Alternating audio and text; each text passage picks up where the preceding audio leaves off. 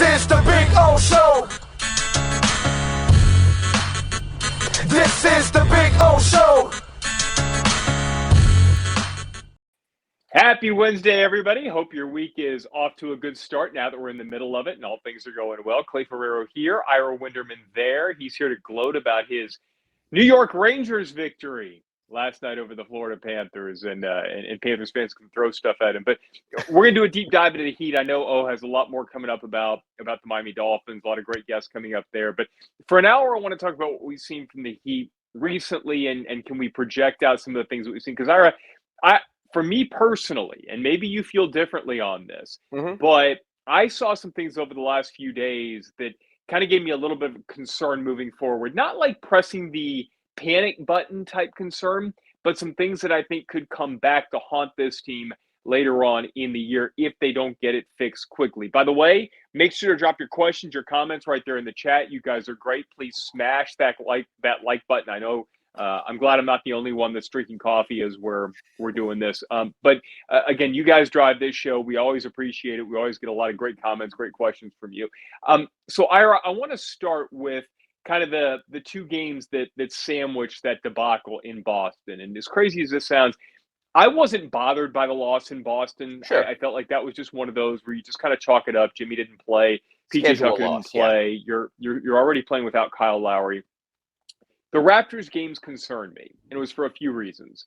Number one, I'm finally coming around to what you said a couple of weeks ago, and I disagreed with you, and I think I was wrong, and you were right. Let's save that as a drop moving forward. I was wrong, and you were right. The Raptors are a bad matchup for the Heat. I'm less concerned about them from the length, athleticism perspective as I saw two games where they out-heated the Heat. They were the tougher team in those two games. They found more at crunch time. I understand. The Heat run the second night of a back-to-back. I don't like seeing that from this team, and I did like that Spoelstra came out last night and called him out for it. That's something we don't usually see from this team. So, Ira, am I making too much out of these two games and the fact that the Heat got out-heated by a team in back-to-back games? I think from one perspective, Clay, yes. And that's the fact that, yes, they've had three gritty games against the Raptors in the last 15, 16 days. They've lost two of them, the triple overtime game over the weekend at FTX Arena. But keep in mind also, Kyle Lowry played in none of those games. And if you're talking about lacking the grit, lacking an SOB, that defines who Kyle Lowry is. Plus, he brings the entire Toronto Raptors playbook with him. So I think you have to have perspective that, yes, the Heat are 1-2 against Toronto, but that they also have not had Kyle Lowry yet. Sort of, I don't know if we have a breaking news sound effect, but from what I've been told, it looks like Kyle is close to returning to the Heat. If not San Antonio, then I think Charlotte by Saturday. That changes things. You know what, Clay? But by the way, all right, let me interrupt you really quickly. I maybe I should have texted you before the show. That's big news. I mean, that's it is. But again, you know, it's funny because I'm not a first kind of guy. You know, I leave that to the Wojers and the Shams and all that guys, and especially when it's something that's family related. It's less important to have breaking news than just to let the person be a person. True. So from what I'm told is that the situation is such that if not San Antonio on Thursday, I think Charlotte on Saturday. But you know what? When you put something like that out and then something changes, you know how it is, Clay. Well, yeah, you guys told me that. No, I'm just saying that's what it appears like now, and that changes things. I also think this current 3-game losing streak might not be the worst thing in the world. The Heat lost 3 games when they started their West Coast trip, when Nikola Jokic went all Markieff Morris on us. Then they lost to the Clippers and the Lakers. Have not lost 3 games since. We're feeling pretty good about themselves. You know, kept sending out the standings from the Heat account. Hey, we're in first place. So maybe not the worst thing in the world. You have a schedule now where you can turn things. You have the Spurs, a gritty team, but let's face it, you should beat the Spurs if you are who you think you are. That's the replay of the makeup of the postponed game from December 29th. You have the Hornets, an up and down team. You have the Wizards after that, and you have the Pelicans. You have time to make things right. So I don't think it's the worst thing in the world. If it goes to 4 or 5, we can talk differently. But when Kyle comes back, that's who you are. So I think you need to see them hold first. They're exhausted. You know, there's a reason the NBA dropped 4 and 5. Look, I love Bam Adebayo's, candor after the game last night when he said, I've never played 4 and 5. And he sort of realized what his NBA brethren and those who came before realize 4-5 sucks. Eric Spoelstra tried to buy time. The Heat are saying there were injuries by sitting Butler and Tucker in Boston on Monday, thinking Tuesday was the more winnable game. They'll never tell you that. Now they move forward with a more reasonable schedule, days off between all their games, no back-to-back set leading up to the trading deadline. So I don't want to say an exhale, but I think to a great degree, maybe some of the worst is behind them as well. And I think the thing that bothered me in both of those games too, in addition to what I said, was just I don't like seeing this team get out toughed. I don't like seeing the other team being the team that's diving for loose balls. I don't like seeing that. And maybe you're right. Maybe that changes. Maybe they remember this. I thought though that they would remember what happened Saturday night and make it right last night. And that didn't. And I guess maybe that's why. Well, but Clay, you know what? I'm going to interrupt you for 1 second. I'm just going to throw you 2 names. You just answer these with this: tough or not tough. I'm going to mention players. Okay, Kyle Lowry, tough or not tough? Tough. Markieff Morris, tough or not tough? Tough. If you threw those 2 SOBs in the game last night, do you think it would have played out as pronounced as it did on the offensive boards and the physicality in Toronto's favor? It's a good point. Let me add this. That game really, I don't want to say it changed because the Raptors had already started to go on a run, but every team in the NBA goes on a run. The game felt like it changed when Gabe Vincent had those 2 awful fouls. I mean, the fouling Fred VanVleet on the 3-pointer, and then I think he fouled VanVleet on another one. The Raptors got a rebound on that play. Siakam got fouled by Bam. And he essentially gifted, because of those 2 fouls, gifted the Raptors 6 points. And so what was a typical NBA team type run that we see at every game, all of a sudden became bigger. And Gabe Vincent isn't playing that many minutes if Kyle Lowry is there. So right. I get it. That's fair. Let me look at the one thing, though, that's kind of bothering me a little bit more, and it's Jimmy Butler down the stretch. It goes back to me to the Atlanta game a little bit, and then we've seen it in both of these Raptors games. Less so last night because it was one where the Heat are kind of fighting from behind in the last couple of minutes, as opposed to that game against the Raptors on Saturday night, where Butler had multiple chances to win that ball game. What bothers me with him late in games lately is he's settling too much for jumpers. And when you look back at the Jimmy Butler moments since he's become a member of the Heat, it was against the Lakers, and Spoelstra always calls it the picture of a champion before he's a champion, kind of slumped over at the bubble, makeshift scorer's table underneath the basket, whatever you want to call it. He was driving to the basket. He was exhausted. He got fouled. He didn't make the shot, by the way. He was exhausted, and he needed a break. You go back to the game-tying bucket in Game 1 against Milwaukee last year. He's driving to the bucket. He gets inside. He gets his shot. I'm seeing too much with him trying to get to his spot and hit a jumper, which is what we see a lot of stars in the NBA do, by the way. I don't know if there's anybody better at it than Jason Tatum with Boston. These guys who, down the stretch, they find their spot, and they've got one where they always hit. Dwayne Wade with his bank shot, with his 10-foot bank shot from the wing. Perfect example. And this kind of gets me to my point, what's bothering me lately. Jimmy Butler is trying to be somebody like Dwayne Wade who could get to his spot and end the game over. Jimmy Butler is not being Jimmy Butler in the last couple of minutes of a game lately. And until he either changes his approach, or Spo, and maybe this happens when Lowry comes back, or Spo decides to go away from the idea of, I'm going to put the ball in the hands of my best player and just let him figure it out. There needs to be something that changes, or else I need to see this team win a game late because their star comes up with a big play, or else I'm going to be a little concerned about what happens when you get to those scenarios in a playoff game. You know, it's interesting, because I mentioned this in one of my Ask Ira's at sunsentinel.com this week, is that he played this wonderfully flowing game in the first quarter of almost every game. I mean, the cuts are almost sublime. Through the first 3 quarters, there's ball movement, there's passing, there's no one dominating the ball, Clay. And then all of a sudden, in the fourth quarter, it changes. And they play typical playoff slowdown basketball. So one, I think that's where Kyle Lowry comes into play. When he gets them, you have that look like you have something in the chat session you just can't wait to get to. Yes, but Scummy, and let me interrupt you. Scummy asks, and maybe this is what we spend our next segment talking about, where does Eldridge Rakasner rank in the GOAT discussion? Where did you come up with that name?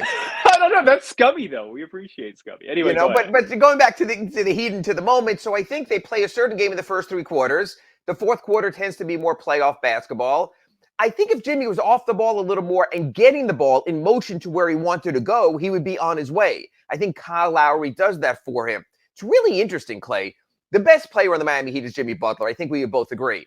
And yet in fourth quarters, it's almost like he defers to Tyler Hero, who has better shot-making instincts than Jimmy Butler does. Tyler Hero gets to a spot. Tyler Hero can get to the basket. Tyler Hero might miss his shots, but he's almost always in the clear when he's taking his shots. That's not Jimmy ball. Butler ball is banging into you with minimal separation and going up for the shot and hoping to get the call. So I think it's a matter of instincts. Also, Jimmy has even said this. He's gone so far to playmaking this year that that's his number one priority.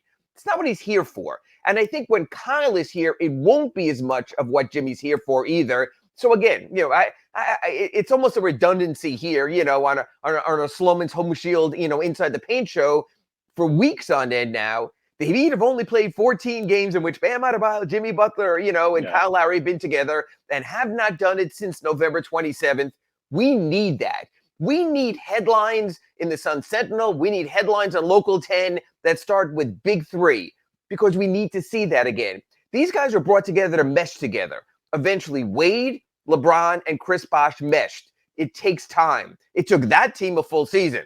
Well, PJ Tucker's 36 and Kyle Lowry's 35, and we don't have a full season to wait around on these guys. So hopefully, Clay, we'll be able to come back here on our Slomin's Home Shield weekly Heat Inside the Paint show and talk about, okay, that was a good first week together for those guys. That was a good second week together for those guys. They need a month together. They almost need in-season training camp in real-time situations, one, just to see who they are. And the one thing we don't have now that I had hoped we did was a full and better read on this team by the February 10th trading deadline, because they're now only 8 days away from that. So it'll have to be more on expectations of what this team might look like with Kyle Lowry and Markieff Morris. And I know we'll get to this at some time in the show because it was an unbelievable roll-in during the game, and Victor Oladipo. It's funny. I'm less concerned about what happens and the ability for the team to gel, right? Because I felt like we saw that very quickly when the season started. Like when we saw them blow out Milwaukee, when we saw them go to Brooklyn and win that game, and I remember they went to Memphis on the second night of a back-to-back after beating Charlotte when Charlotte was on a roll. I was watching that and I was like, okay, this is going to work, and this worked quickly. And these guys, they look like they played together for you. And there are going to be ups and downs. I think we all appreciate that. But the gelling part didn't seem to be an issue with the team. I'm less concerned about that. I want to see what happens. And by the way, I felt this way back when they were winning these games. I always felt like, all right, the only thing I have questions about is what happens when this team gets into a playoff possession per possession type game, and you got to decide what your best play is in the half court set in those last couple of minutes of a ball game. And I think you make a great point about Tyler Hero and how Jimmy Butler kind of defers to him in the fourth quarter. The problem is that doesn't happen in the last 30 seconds of a game. It did on one possession the other night, by the way, and Tyler got a great look, and the look on his face of shock when it didn't go in. Yes. And I do think that fatigue played a role in that shot, that one shot in particular, because we've seen Tyler hit those sorts of shots. And by the way, he was off that night too. So add that to it.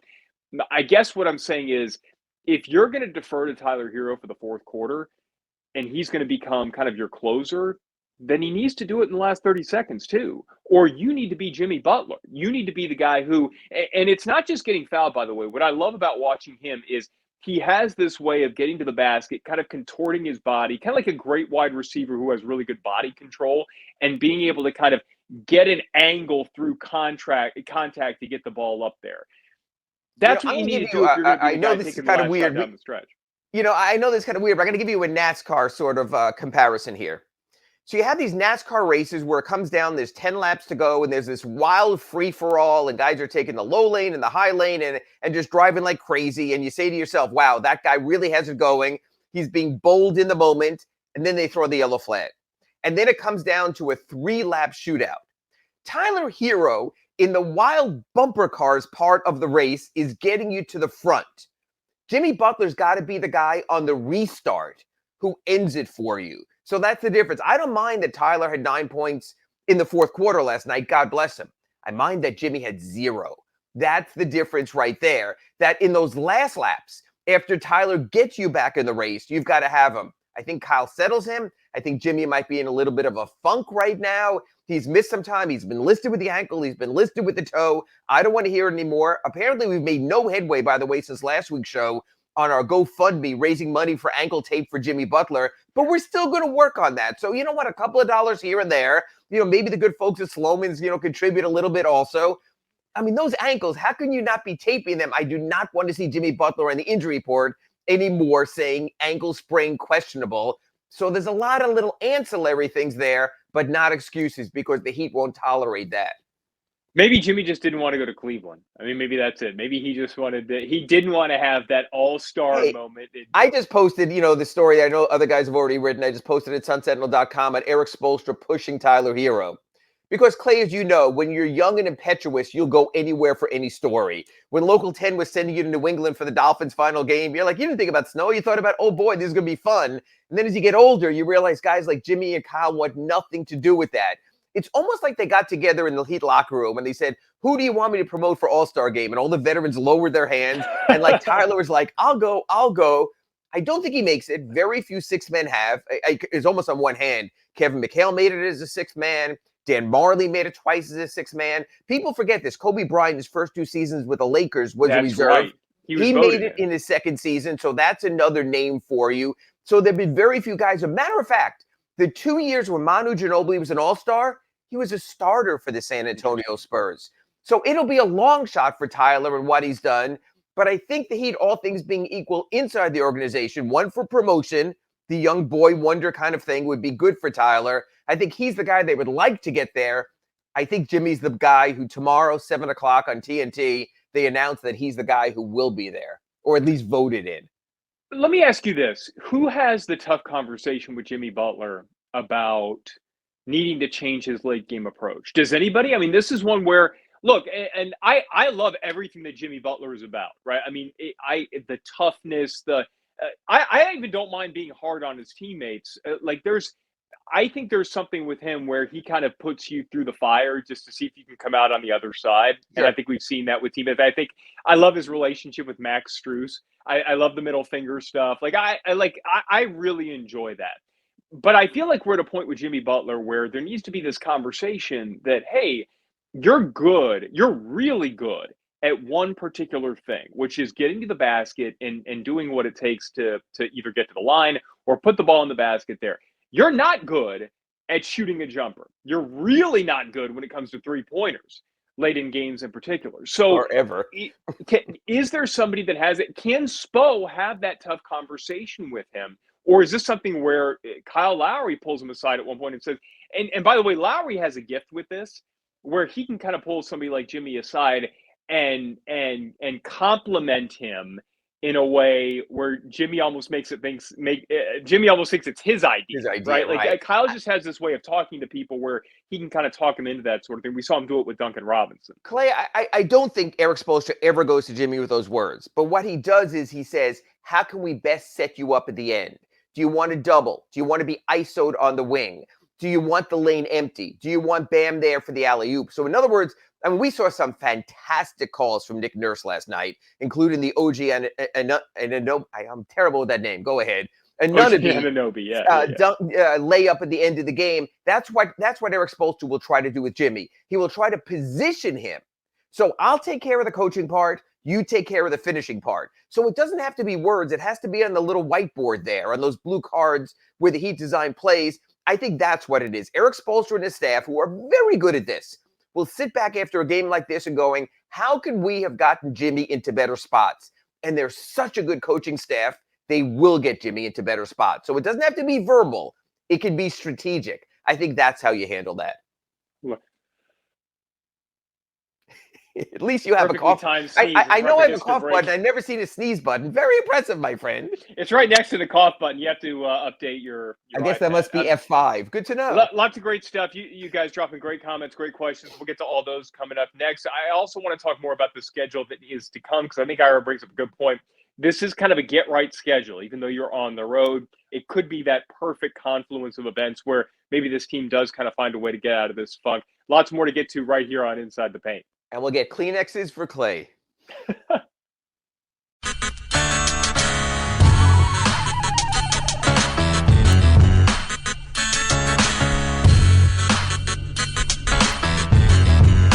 This is the